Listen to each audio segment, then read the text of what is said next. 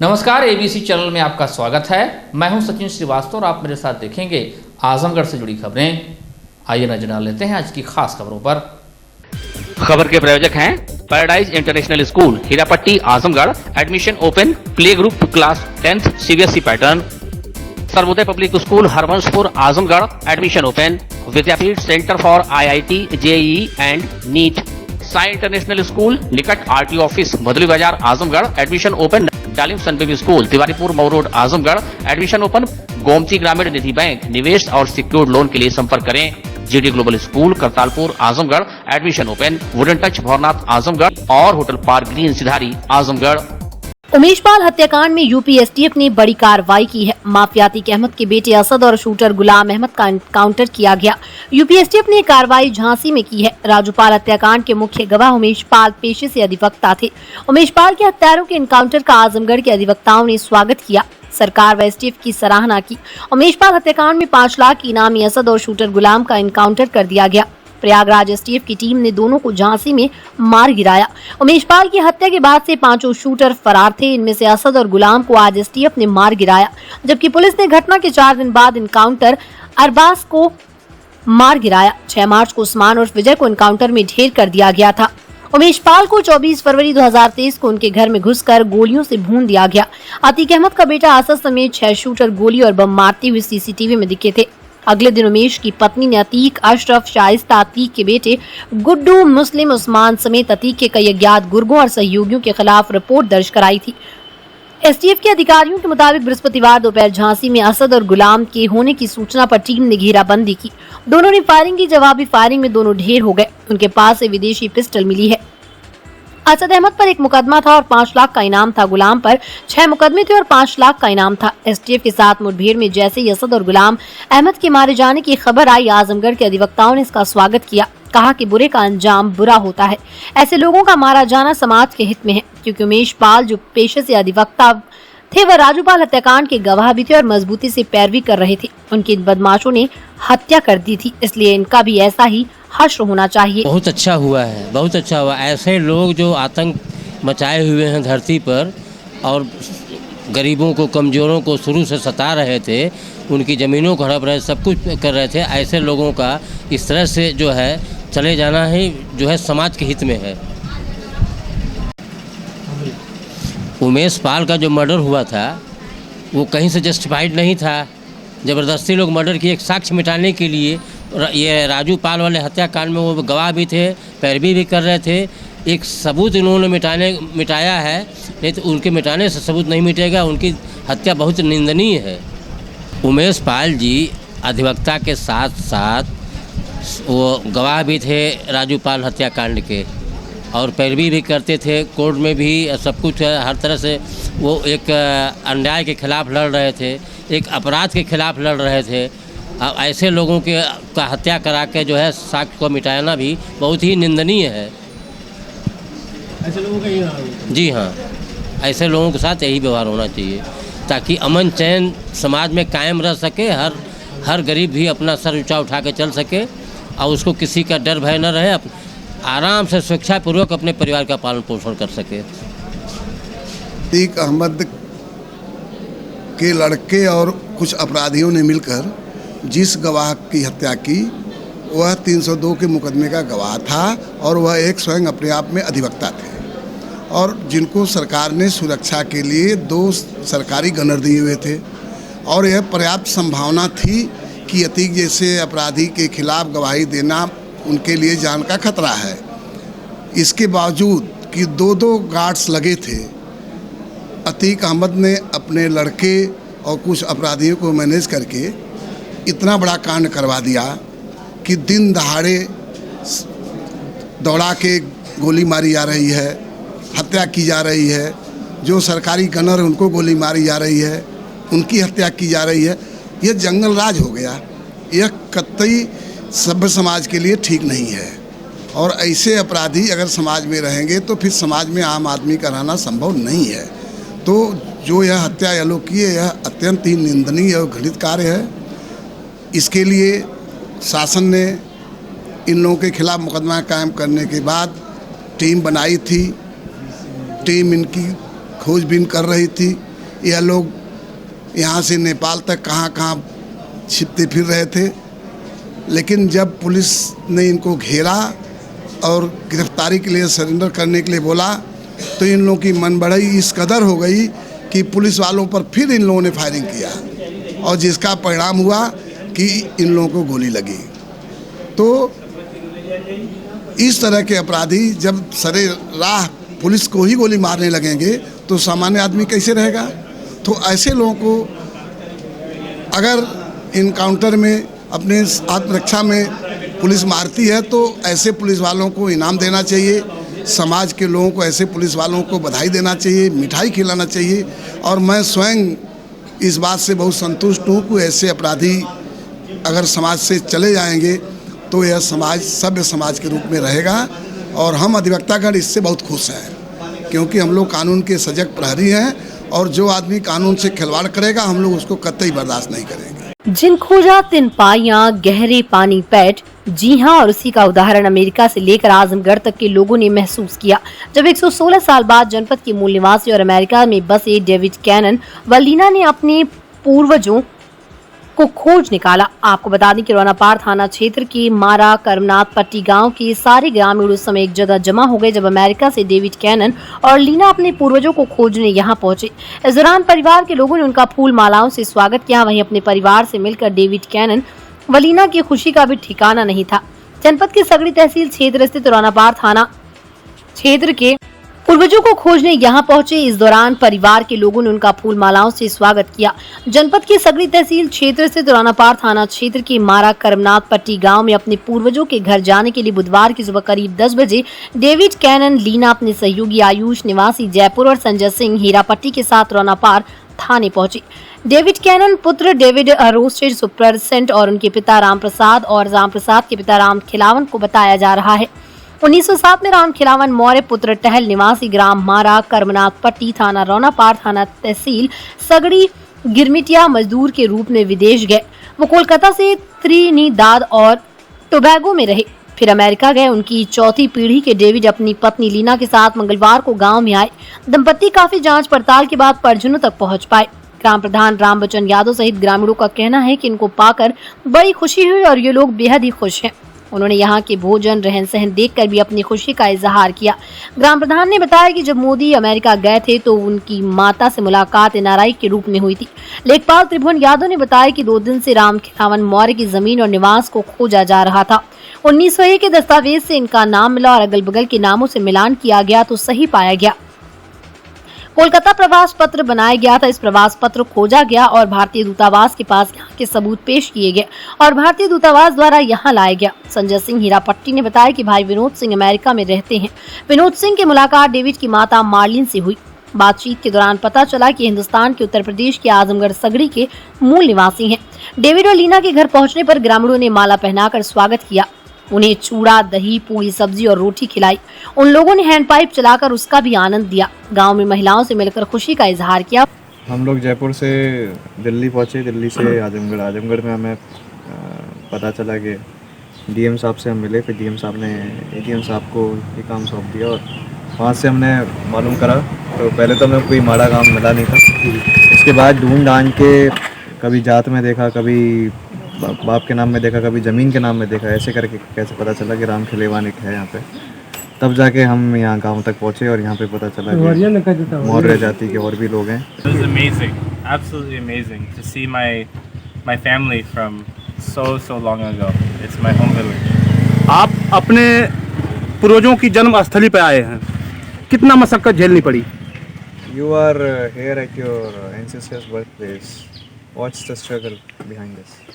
What's the struggle behind this? Like getting here? Yeah. We've been researching for 4 or 5 years, trying to link my mom to her grandmother, to her grandfather, to his grandfather, and finally we found Ram Kalawan, and his brother Paltan, and that is this village. And we were able to find the village and find the how do you say it? The माई करमनाथ पट्टी, माई करमनाथ पट्टी, मारा करमनाथ पट्टी, मारा करमनाथ पट्टी, मारा करमनाथ पट्टी, मारा करमनाथ पत्ते।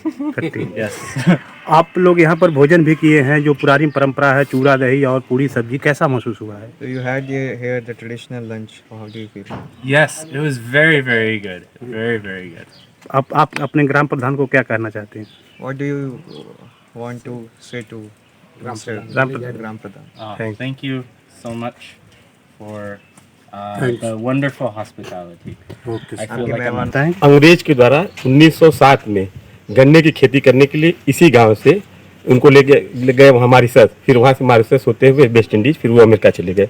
उनके पूर्वज अपने पूर्वज को खोजते हुए 116 साल बाद जो है आप खोजे और प्रशासन के द्वारा आपको सब अभिलेख जो है मिल गया, जिससे प्रमाणित हो गया कि राम खिलावन जी इसी गांव के रहने वाले थे, 1907 में गए थे। प्रमाणित हो गया कि राम खिलावन जी 1907 में इसी गांव से गए थे, वो प्रमाणित हो गया।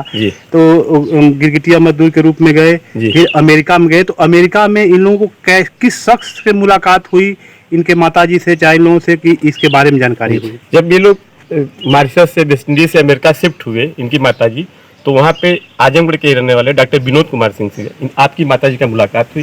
फिर आप लोग बात करते रहे। इनके माताजी क्या नाम? मार्लिन, उनसे मुलाकात हुई। फिर ये लोग बाकी और भी साक्ष्य, जैसे जब आपको 1907 में कलकत्ता से पानी की जहाज पे चढ़ाया गया, तो वहाँ पे जो उनके द्वारा बताया गया दस्तावेज था वो उसको हासिल की, फिर आप लोगों को दी, फिर आप आयुष जी उसको किए। फिर उस हिसाब से जो है आपके साथ एक प्रशासनिक अधिकारी भी आए हुए, रिटायर्ड हैं, वो होटल में है। फिर वो प्रशासनिक अधिकारी से मिलके राजस्व अभिलेख से पूरा प्रमाण जो है वो निकाल लिए, जिससे प्रमाणित हो गया कि ये लोग 116 साल पहले 1907 में इसी गांव से मॉरिशस गए थे गिरमिटिया मजदूर के रूप में। और ऐतिहासिक क्षण है कि ये अपने पूर्वज का जो है आज खोज लिए कि यहीं से गए थे, जिनकी ये उत्पत्ति है। वहीं एसपी ग्रामीण अरुण कुमार दीक्षित ने बताया कि जनपद पुलिस ने गंभीर प्रयास कर डेविड कैनर और उनके पूर्वजों के मूल परिवार से मिलाने का प्रयास किया है। परिवार से मिलकर उनकी खुशी का कोई ठिकाना नहीं रहा। अमेरिका के रहने वाले दो लोग थे, एक मिस्टर डेविड कैनन और उनकी वाइफ मार्लिन। ये बहुत पहले इनके पूर्वज, 4 पीढ़ी पहले इनके पूर्वज राम खिलावन मौर्य नाम के थे, जो ये माड़ा कर्मनाथ पट्टी रोनापाल थाना क्षेत्र में है, यहाँ से चले गए थे ट्रिनिडाद टोबैगो गिरमिटिया होके। गिरमिटिया माने वो एग्रीमेंट होता था जिसके तहत अंग्रेज किसी को ले जाते थे एक अवधि के एग्रीमेंट के लिए, और इसके बाद एक तरह से वो गुलाम बन जाता। तो इनको दूर दूर ले जाया गया था। वहाँ पर से चौथी पीढ़ी में, चौथी पीढ़ी के हैं मिस्टर मार्टिन, ये डेविड कैनन। इनको बड़ी मुश्किल से कई तरह से इनको ये पता लगा कि इनको मालूम था कि भारत के हैं, लेकिन कहाँ के हैं, कैसे हैं, ये बात नहीं मालूम थी। तो इन्होंने बहुत शोध करके बहुत जानकारी इकट्ठा की। इनको ज्ञात हुआ कि आजमगढ़ के हैं, तो इन्होंने आजमगढ़ में आके हम लोगों से संपर्क किया। जो एड्रेस इन्होंने बताया था वहाँ पर हमने पुलिस के साथ इनको भिजवाया। तो गांव वाले भी पुरानी बातें याद करके और ये सारी जानकारी करके बहुत खुश हुए, और ये लोग भी अपनी मातृभूमि को, अपनी मूल मातृभूमि को देख के और वहाँ के अपने संबंधियों से मिलकर बहुत प्रसन्न हुए। ये आमतौर से हम लोगों का प्रयास रहता है कि कभी भी कोई बाहर से आए या कहीं का भी हो तो उसको उसके मंजिल तक पहुंचा दिया जाए। ये काम हम लोगों ने किया। अप्रैल माह में ही मई जैसी गर्मी पड़ने लगी है। सूर्यदेव के तीखे तेवर लोगों के पसीने छुड़ा रहे हैं। पवन देव का भी रौद्र रूप कहर ढा रहा है। दोपहर की चटक, तीक्ष्ण धूप और गर्म हवाओं के झोंके अब बेहाल करने लगे हैं। गर्मी का असर ऐसा है कि सुबह होते ही धूप का तीखापन महसूस हो रहा है। तेज धूप और गर्म हवाओं से शाम तक गर्माहट का एहसास हो रहा है। सूर्यदेव सुबह से ही उग्र हो जा रहे हैं। ऐसे में तीखी धूप लोगों को जहां चुभ रही है, वहीं पश्चिमी गर्म हवाओं के थपेड़े झुलसा रहे हैं। फिलहाल कोई राहत मिलेगी ऐसी उम्मीद नजर नहीं आती, बल्कि यह आभास जरूर हो रहा है कि गर्मी अभी और जोर मारेगी। इसका असर बच्चों बुजुर्गों पर सर्वाधिक पड़ने का खतरा बढ़ता जा रहा है। जनपद में अप्रैल माह के शुरुआती दौर से ही मौसम अपना रौद्र रूप दिखाने लगा। सुबह 8 बजने से लेकर शाम 5 बजे तक तेज धूप और लू से बाजार की सड़क एकदम सूनी हो जा रही है। क्षेत्र में इस समय गर्मी और तेज धूप के साथ लू अपने सभी रिकॉर्ड को तोड़ती जा रही है। तेज धूप के चलते लोग छांव की तलाश में भटक रहे हैं तो अधिकांश लोग घरों में ही रहना श्रेयस्कर समझ रहे हैं। कोई जरूरत होने पर वो शाम को बाहर निकल रहे हैं। गर्मी के कारण सड़कों पर चहल पहल कम हो गई। गला तर करने के लिए लोग ठंडा पानी के साथ गन्ने का जूस, बेल का शरबत, नींबू पानी सहित कोल्ड ड्रिंक, लस्सी, आइसक्रीम व दूसरे शीतल पेय पीते नजर आ रहे हैं। ऐसे में ये मौसम रोजेदारों की मानो जैसे अग्नि परीक्षा ले रहा है। गुरुवार को तापमान 41 डिग्री के करीब पहुंच गया। आगे क्या हाल होगा ये सभी के लिए चिंता का विषय बन गया है। गर्मी दिन प्रतिदिन बढ़ती ही जा रही है और हमें ऐसा लग रहा है कि भी और आगे बढ़ने की संभावना है। लू इस समय बहुत भयंकर चल रही है आजमगढ़ में और बिना गमछा और बिना मुंह बांधे शायद ही कोई लोग जा रहे हैं। उनको गमछा भी बांधना पड़ रहा है और साथ में हेलमेट भी लगा के चलना पड़ रहा है। और ठीक भी है, अपने बचाव के लिए तो ये सब करना ही पड़ेगा। क्या लग रहा है, गर्मी आगे अभी लग रहा है कि गर्मी और पड़ेगी। जब शुरुआती ही दौर में ऐसा चल रहा है तो अभी तो मई पूरा बाकी है। मई में भी लू चलने की संभावनाएं ज़्यादा हैं। ये अभी इस समय गर्मी बढ़ने का कारण भौतिक संसाधन और भौतिक सुविधाओं से जो हम लोग भौतिकवादिता में आते जा रहे हैं, इसके कारण ग्लोबल वार्मिंग पे बहुत असर पड़ रहा है। इसके कारण अभी जो टेम्परेचर जितना होना चाहिए था उससे ज़्यादा है टेम्परेचर, और इसी के कारण ये धूप इतनी तेज़ हो रही है। ये सब ग्लोबल वार्मिंग में परिवर्तन के कारण हो रहा है। क्या करें, गर्मी की स्थिति अभी शुरुआत की है तो आगे क्या होगा? गर्मी और ज़्यादा पड़ेगी दर साल पर, हर साल की अपेक्षा। देखिए पिछले कई सालों से दर साल गर्मी का जो रेशियो है वो बढ़ता ही जा रहा है। इसके पहले साल गर्मी कुछ और थी, अब देखिएगा गर्मी कुछ और है। तो ये सब जो परिवर्तन है ये सिर्फ भौतिक संसाधन जो हम लोग उपभोग कर रहे हैं उसके कारण ऐसा हो रहा है। हाँ, इस पर ग्लोबल वार्मिंग पे असर पड़ रहा है। बहुत हालत ख़राब है गर्मी से। बहुत तेज़ धूप की वजह से शरीर पे फफोले निकलने शुरू हो गए। इस समय बाहर निकलने का मन नहीं करता है, बिल्कुल ही। हाँ, बिल्कुल मन नहीं कर रहा है बाहर निकलने का। जी, गमछा बांध करके निकले हैं। छतरी का प्रयोग हो रहा है और जो ज़रूरी काम है बस उसी के लिए निकला जा रहा है। क्या लग रहा है? हाँ, अभी और बढ़ रहा है, लग रहा है कि और बढ़ेगा ये गर्मी से स्किन में खुजली पैदा हो गई है। जी, समलैंगिकता को कानूनी मान्यता प्रदान करने को लेकर दायर की गई रीट के विरोध में गुरुवार को भारत विकास परिषद ने राष्ट्रपति को नामित अपना ज्ञापन जिला प्रशासन को सौंपा। इस दौरान परिषद ने कहा कि इस प्रकार के अप्राकृतिक असामाजिक कृत्य भारतीय संस्कृति व सभ्यता के विरुद्ध हैं। सुप्रीम कोर्ट का सहारा लेकर इसको हमारे सभ्य सुसंस्कृति समाज के ढांचे को नष्ट करने का कुत्सित प्रयास किया जा रहा है। इससे भारत की प्राचीन संस्कृति व सामाजिक ताने बाने को अपार क्षति पहुंचेगी, जिसका कोई प्रकल्प व विकल्प नहीं है। ये कृत्य प्रकृति के सामान्य नियमों की भी अवहेलना है। इस प्रकार के कुत्सित विचार से देश की रक्षा करने की जरूरत है। एक बड़ी ज्वलंत समस्या हमारे देश में फैली हुई है कि हमारी संस्कृति को, हमारे समाज को गड्ढे में, गर्त में डालने का प्रयास, कुत्सित प्रयास किया जा रहा है।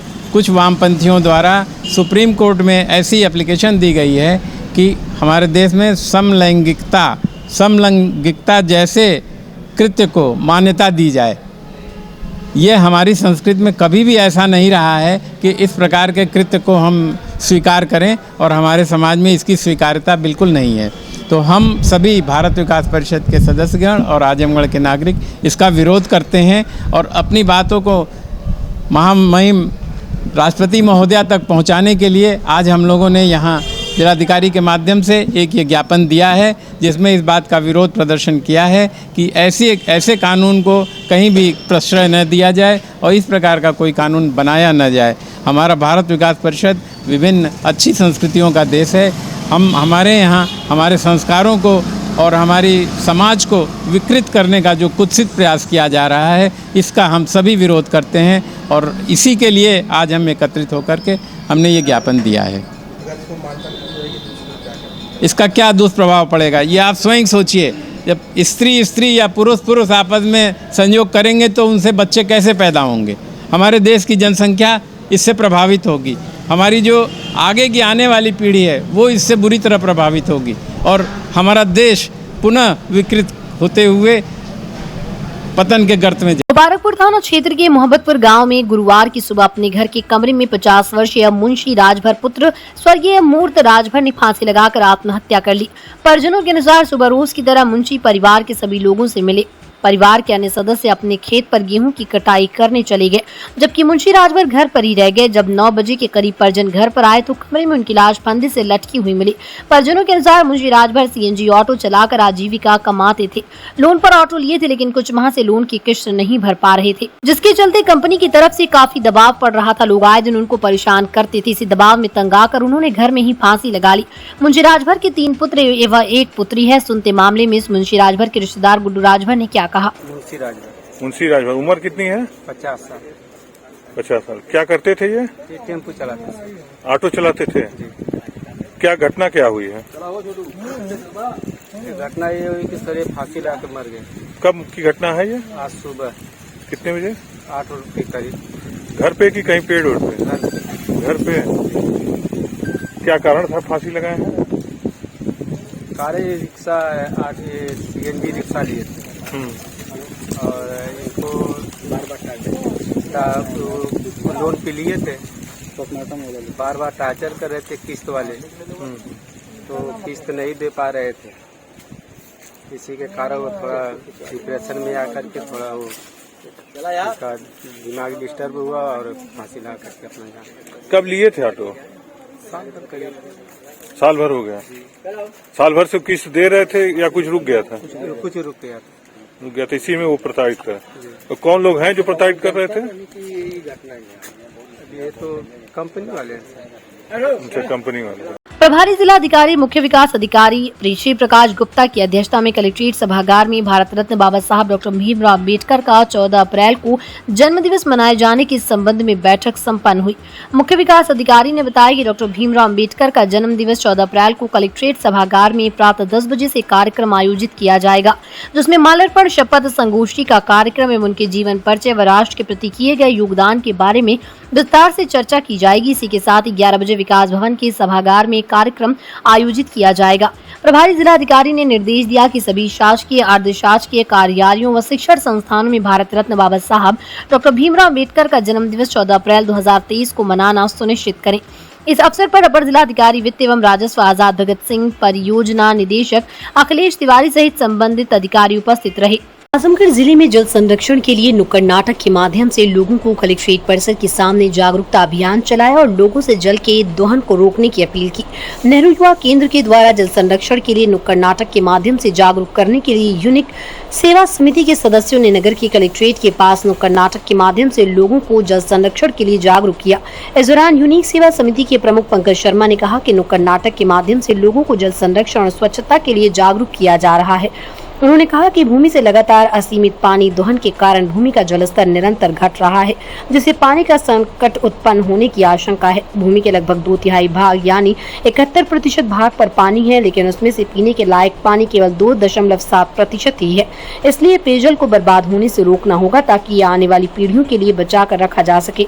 दल का नाम है यूनिक सेवा समिति और ये हमारे टीम मेंबर हैं और आज हम लोग यहाँ पे कैच द रन जल संरक्षण के ऊपर एक नाटक करने आए हैं, जो नेहरू युवा केंद्र के माध्यम से भारत सरकार खेल मंत्रालय के माध्यम से ये कार्यक्रम यहाँ पर हो रहा है। यहाँ आप देख रहे हैं बैनर, युवा केंद्र के माध्यम से कार्यक्रम यहाँ पे किया जा रहा है। किस तरीके का जागरूक आप कर रहे हैं नाटक में, क्या आप जानकारी देंगे लोगों को? भैया हम जानकारी नाटक में यही देंगे कि लोग जो है जो जल बर्बाद करते हैं, पानी जो दुरुपयोग करते हैं उसका सदुपयोग करें, क्योंकि पानी तो हमारी धरती पे बहुत 70-71% है, लेकिन पीने योग्य जो पानी है मात्र 3% है। 3% में भी 2.4% ग्लेशियर के रूप में है, जो पीने योग्य बचा वो 0.06% है।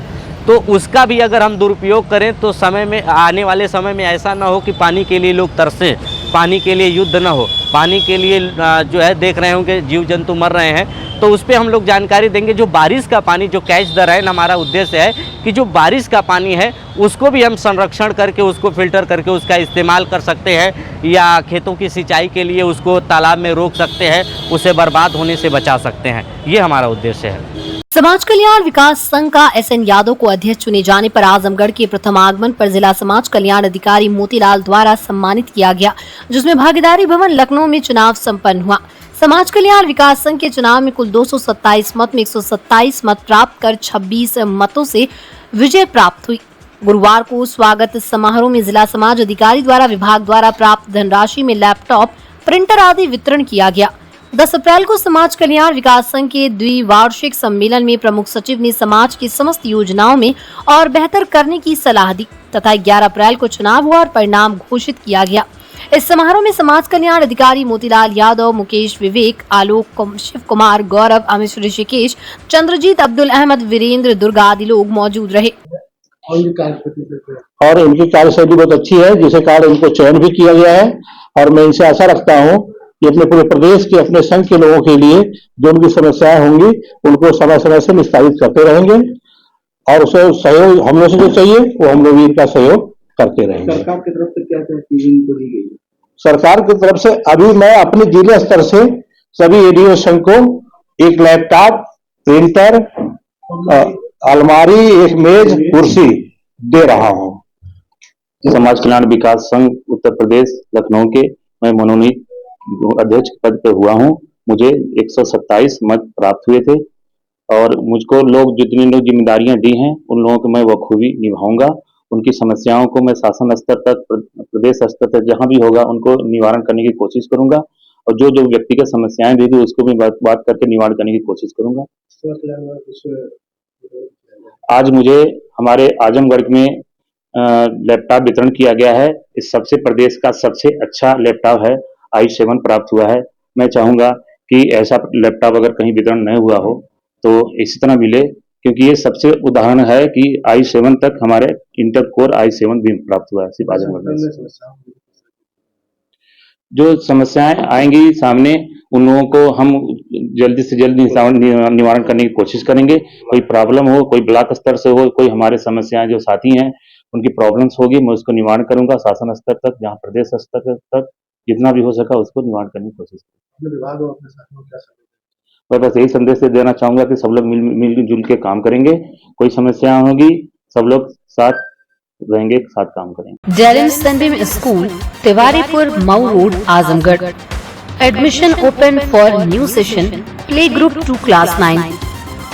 Special features, smart class available, science, computer lab and library, indoor and outdoor sports facilities, experienced teachers, monitoring with CCTV camera, transport facility. Give your child a quality education. Dalim Sunbeam School, Tiwaripur, Mau Road, Azamgarh. Wooden touch Bhawarnath Azamgarh, a complete hardware store. हमारे यहाँ branded plywood, flush door, designer door, PVC door, 4 mica, fancy hardware, kitchen की chimney एवं modular kitchen की exclusive range उपलब्ध। अपने आशियाने में लगाइए 4 चांद, पहुंचिए wooden touch Bhawarnath Azamgarh.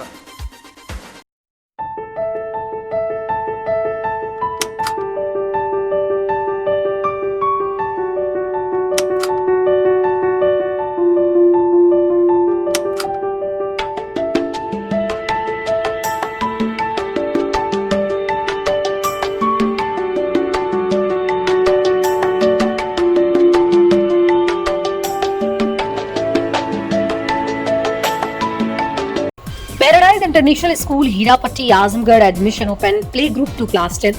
CBSE pattern English medium school, in-house developed digital learning platform. True digital smart school, well qualified teaching staff, well designed composite science lab, fully equipped computer lab, fully furnished library, edge per CBSE standards, outdoor and indoor play facility for overall development. Our branch Kids Paradise Fun of Learning Playgroup section of Paradise International School, 200 plus design activity kits and play zone for Kids Paradise Playgroup section. Sarvodaya Public School near RTO office, Harbanshpur, Azamgarh. Affiliated to CBSE. Admission open for classes nursery to 9th and 11th.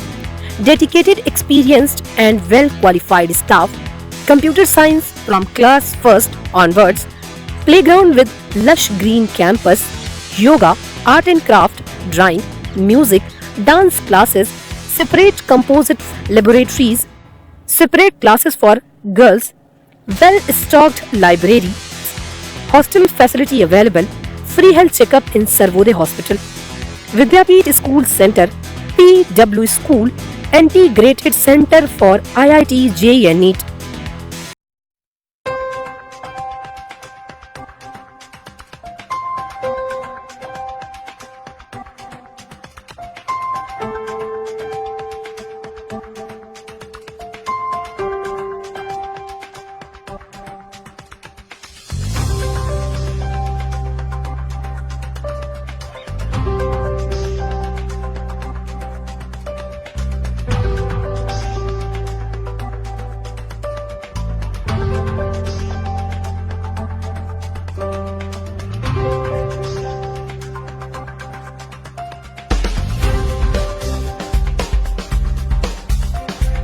Sai international school Pura Pandey निकट RTO office Bhadli Bazar Azamgarh.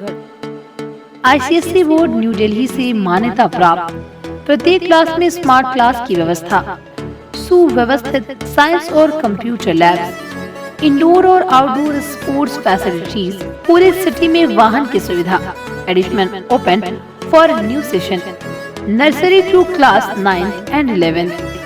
Sai international school Pura Pandey निकट RTO office Bhadli Bazar Azamgarh. Hotel park green hydel चौराहा सिधारी आजमगढ़। स्वच्छ और आरामदायक AC and non AC rooms, 24 hour room service, north Indian, south Indian, Chinese, Italian, veg and non veg लजीज और जायकेदार व्यंजन उचित रेट पर उपलब्ध। शादी विवाह, engagement, marriage anniversary, birthday party के लिए लार्ज बैंक्वेट हॉल, मीटिंग और सेमिनार के लिए कॉन्फ्रेंस हॉल, आपकी खुशियों में लगाए 4 चांद। होटल पार्क ग्रीन हाइडल चौराहा सिधारी आजमगढ़।